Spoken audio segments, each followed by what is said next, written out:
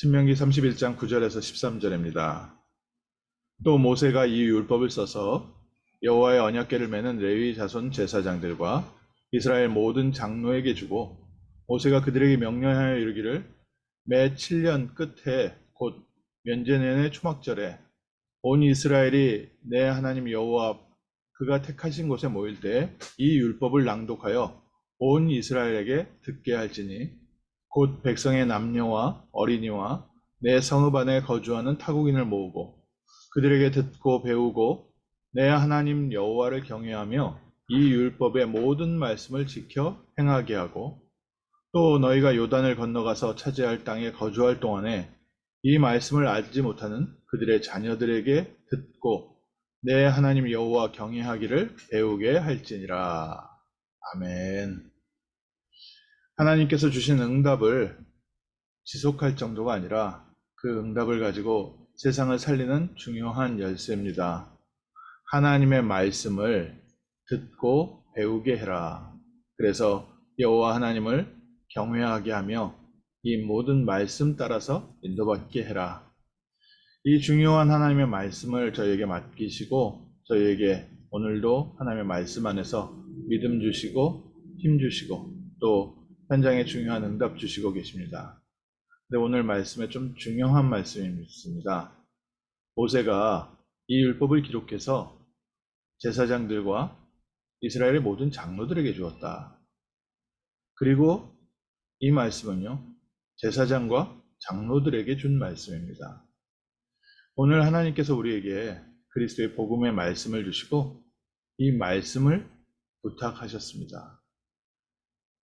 승천하시는 예수님께서 12제자들을 모아놓으시고 120명의 중요한 제자들을 모아놓으시고, 예루살렘을 떠나지 말고 아버지의 약속한 것을 기다려라. 그러면 너희가 땅끝까지 이르러 내 증인 될 것이다. 예수님께서도 승천하시기 전에 제자들을 준비하셔서 생명의 말씀을 맡기셨습니다. 그리고 땅끝까지 가서 이 말씀 증거해라. 모세가 천국에 올라가기 전에 자기가 마지막으로 하나님께 받은 말씀, 이 말씀을 기록해서 전 제사장들과 이스라엘의 모든 장로들에게 줬다. 제사장들은요, 예루살렘 성전에도 있었지만 각 지역의 레위인들은 흩어져 살고 있었고요.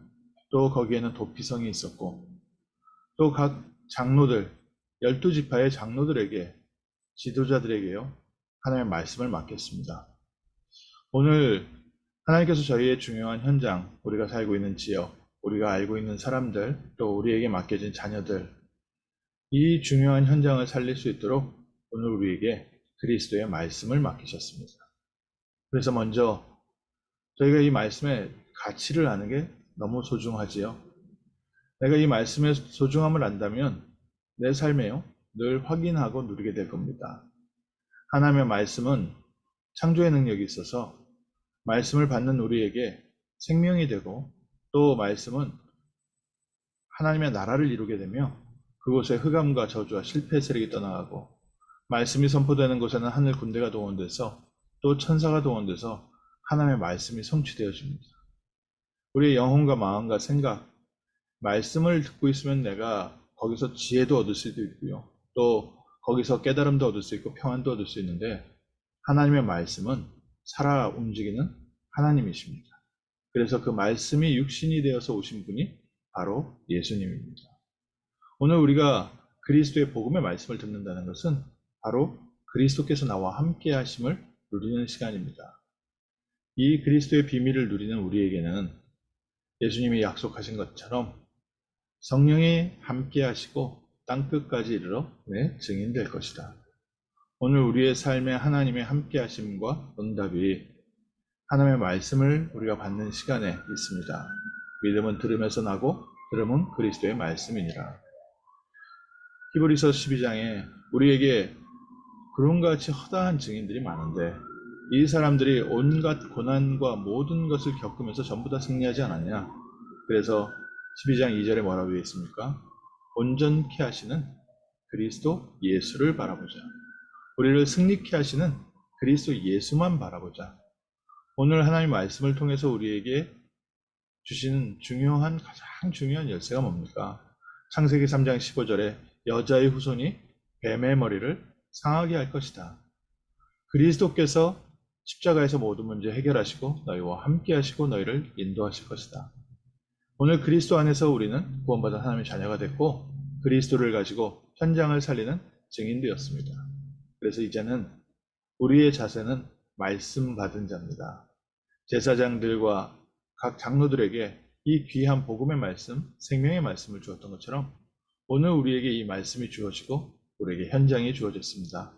그래서 그 지역에 있는 모든 남녀와 어린이와 심지어는 성읍에 있는 타국인까지 하나님은 처음부터 모든 민족, 세계복음화 237, 5천 종족의 언약을 주셨습니다. 그들에게 듣고 배우고 또 내 하나님 여호와를 경외하고 이 말씀을 붙잡게 해라. 그러니 전하는 사람이 없으면 누가 듣겠습니까? 가르쳐주는 사람이 없으면 누가 배울 수 있겠습니까?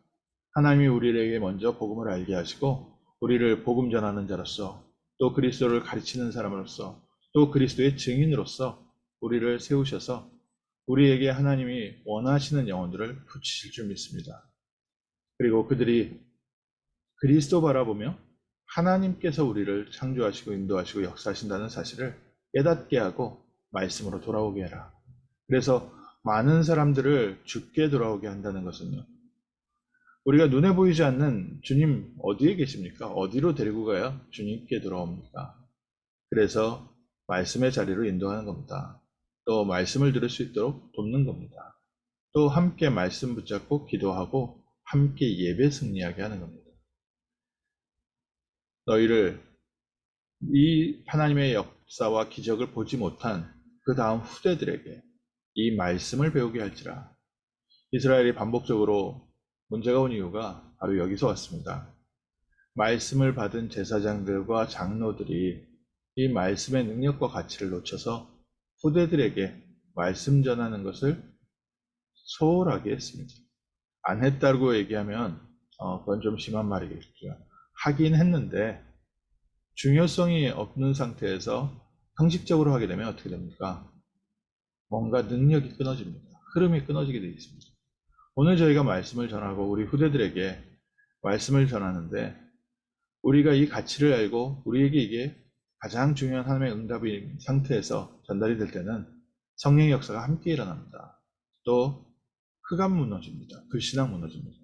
근데 해야 되는 일 중에 하나가 되면요. 결국 잘 모르는 후대들은 자기가 생각하기에 더 좋은 것 판단해서 세상 것 따라가게 되어 있습니다. 그래서 오늘 먼저 하나님 저에게 은혜 주셔서 우리 안에 남아있는 불신앙이 믿음으로 회복되는 시간 되게 하시고 하나님 우리의 삶을 구분하셔서 세상을 따라가는 게 아니라 세상을 살리는 사람 되게 하시고 또 우리가 말씀을 잡고 싸우는 이 현장에 모든 사단과 저주와 귀신의 세력이 떠나가는 복된 날 되게 하옵소서. 천국을 누리는 승리의 날 되게 하옵소서.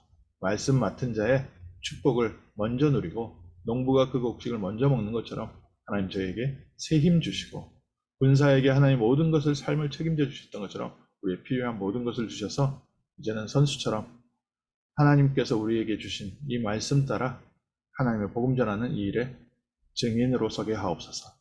기도하겠습니다. 하나님 오늘 저희에게 복음의 말씀 그리스도를 알게 하시고 이 귀한 말씀을 저희에게 맡기셔서 먼저 저희가 그리스도의 복음 속에 깊이 뿌리내리게 하시며 그리스도의 증인으로 세워져서 우리 가족과 우리 주변과 우리 모든 사람들에게 또 지역에 그리스도의 복음의 말씀을 전하는 말씀 맡은 자의 축복을 누리게 하심을 감사합니다. 오늘 저희를 살리신 이 말씀이 우리 지역을 살리게 하시고 또 237과 5천 종족을 살리는 중요한 하나님의 능력으로 나타나게 하시며 복음을 모르고 하나님을 떠나서 방황하며 고통하는 저 수많은 사람들에게 참 복음과 그리스도의 비밀을 전달하는 증인되게 하옵소서. 하나님이 예비하신 제자들이 세워지게 하시고 하나님이 예비하신 일꾼들, 이 시대에 말씀 맡은 레위인과 제사장들, 장로들이 일어나게 하옵소서. 주 예수 그리스도의 이름으로 기도합니다. 아멘.